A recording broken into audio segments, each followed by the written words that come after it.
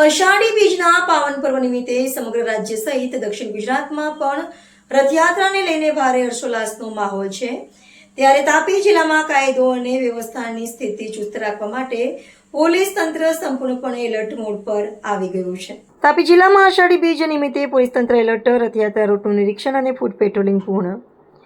અષાઢી બીજના પાવન અવસરે તાપી જિલ્લાના વ્યારા, સોનગઢ અને વાલોડ અને કુકરમુંડા ખાતે યોજાનારી ભગવાન શ્રી જગન્નાથજીની ભવ્ય રથયાત્રાને લઈને તાપી પોલીસ દ્વારા કાયદો અને વ્યવસ્થા જળવાઈ રહે તે માટે વ્યાપક સુરક્ષા વ્યવસ્થા ગોઠવવામાં આવી છે। રથયાત્રાના રૂટનું પોલીસ અધિકારીઓ દ્વારા નિરીક્ષણ કરવામાં આવ્યું હતું, તેમજ સંવેદનશીલ વિસ્તારોમાં ફૂટ પેટ્રોલિંગ કરી સુરક્ષા વ્યવસ્થાની સમીક્ષા કરવામાં આવી હતી। રથયાત્રા દરમિયાન સમગ્ર રૂટ પર CCTV camera, drone surveillance, social મીડિયામાં મોનિટરિંગ, બોડી વોર્ન કેમેરા તેમજ વજ્ર દ્વારા સતત નજર રાખવામાં આવશે। તાપી જિલ્લાના નાયબ પોલીસ અધિક્ષકે જણાવ્યું હતું કે રથયાત્રા દરમિયાન કોઈ પણ અનિચ્છનીય બનાવ ન બને અને શાંતિપૂર્ણ વાતાવરણમાં ધાર્મિક કાર્યક્રમ સંપન્ન થાય તે માટે તાપી પોલીસ તમામ રીતે સજ્જ છે।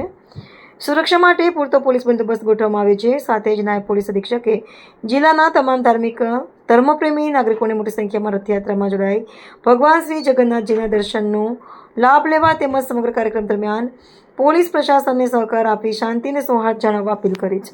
આગામી તારીખ 16/7/2026 તથા 19/7/2026 રોજ તાપી જિલ્લાના વ્યારા, વાલોડ, કુકરમુંડા તથા સોનગઢ પોલીસ સ્ટેશન ખાતે ભગવાન શ્રી જગન્નાથજીની રથયાત્રા કાઢવામાં આવનાર છે। જે અનુસંધાને તમામ પોલીસ સ્ટેશન વિસ્તારમાં રૂટનું સુપરવિઝન તથા ફ્લેગ માર્ચ કાઢવામાં આવેલ છે તથા એરિયા ડોમિનન્સની કામગીરી કરવામાં આવેલ છે।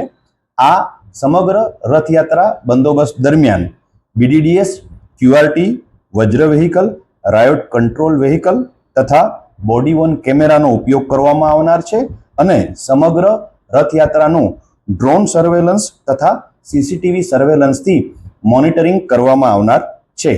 આ ઉપરાંત સોશિયલ મીડિયા ઉપર પણ મોનિટરિંગ રાખવામાં આવેલ છે।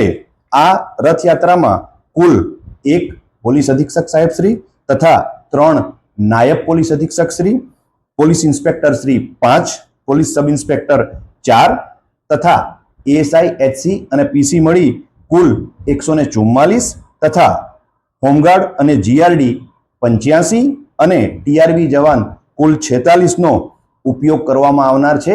આ સિવાય જિલ્લાની તમામ ટીમને સ્ટેન્ડ ટુ રાખવામાં આવેલ છે અને આ ઉપરાંત જિલ્લામાં જુદી જુદી જગ્યાએ LCB, SOG તથા ટ્રાફિક શાખાના અધિકારી તથા કર્મચારીઓ આ ભગવાન જગન્નાથની રથયાત્રામાં બંદોબસ્ત અર્થે જોડાનાર છે। તાપી જિલ્લાની જનતાને આ ભગવાન શ્રીની યાત્રામાં જોડાવા તથા પોલીસને સાથ સહકાર આપવા વિનંતી કરવામાં આવે છે।